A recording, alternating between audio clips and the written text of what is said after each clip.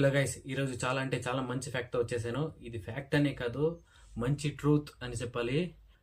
Point ఏంటంటే, pregnants women అనేవాళ్ళు రాత్రిపూట బయటకి వెళ్ళకూడదు. బయటకి వెళితే ఏదో చెడుగా జరుగుతుంది. బయటకు వెళితే పుట్టే బిడ్డ హ్యాండిక్యాప్డ్గా పుడుతుంది.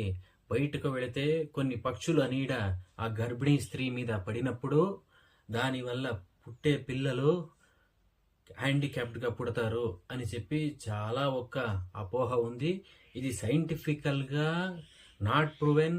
ఎందుకంటే సైంటిఫిక్గా చూసుకుంటే గానే మనం మాట్లాడుకోవాలంటే రాత్రిపూట కానీ, గ్రహణం పూట కానీ, సూర్యగ్రహణం కానీ, చంద్రగ్రహణం కానివ్వండి, ఎప్పుడైనా కానివ్వండి, ఏదో పక్షుల నీడ పడుతుంది, ఇలా బేబీ హ్యాండిక్యాప్డ్గా పుడుతుంది, కాలు వంకరగా పుడుతుంది, చెయ్యి వంకరగా పుడుతుంది అని చెప్తుంటారు. జీవమున్న ప్రతి ఒక్క ప్రాణి మీద, అనిమల్స్ ఎన్ని ఉన్నాయి అన్నిటి మీద కానివ్వండి, అన్నిటి మీద ఆ గ్రహణం ఎఫెక్ట్ అనేది, ప్రతి ఒక్కటి ఎఫెక్ట్ అనేది ఉంటుంది. ఆ లెక్కలో చూసుకుంటే పక్షులు, ప్రాణులు ప్రతి ఒక్కటి కూడా బయటే ఉంటాయి. ఇక నెక్స్ట్ మళ్ళీ వాటికి పుట్టే చిన్న చిన్న ప్రాణులు కూడా ఎలా ఉండాలంటే హ్యాండిక్యాప్డ్గానే ఉండాలి కదా. అవి మాత్రం బాగుంటున్నాయి. ఎందుకంటే ఇది సైంటిఫికల్గా ప్రూవ్ కాదు. అప్పుడు ఆ కాలంలో కరెంట్ అనేది ఉండేది కాదు.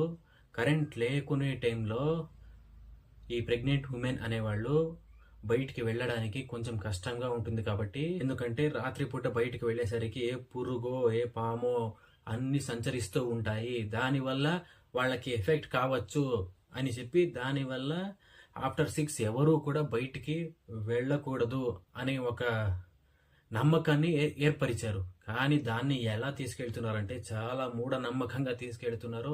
బయటికి వెళితే ఏదో తాకేస్తుంది, ఏదో దయ్యం వచ్చేస్తుంది, ఏదో ఆవి ఇచ్చేస్తుంది, పుట్టే బిడ్డ ఎఫెక్ట్ అవుతుంది, హ్యాండిక్యాప్డ్ బిడ్డ పుడుతుంది, ఏదైనా సరే నెగిటివ్గా అవుతుంది అని చెప్పి చాలా చెడ్డ అపోహలు సృష్టించేశారు. ఎందుకు అప్పట్లో మన పెద్దవాళ్ళు బయటికి వెళ్ళకూడదు అని చెప్పారు అనే మెయిన్ రీజన్, నేను అప్పుడు చాలా సున్నితంగా ఉంటారు కాబట్టి అలా వెళ్ళకూడదు అని చెప్పి అప్పుడు మన పెద్దవాళ్ళు ఒక పాయింట్స్ని రైజ్ చేశారు. కానీ దాన్ని మూఢనమ్మకంగా ఇప్పటి వరకు దాని అర్థాన్నే మార్చేసి ఎక్కడికెక్కడికో తీసుకుని వెళ్ళిపోయారు.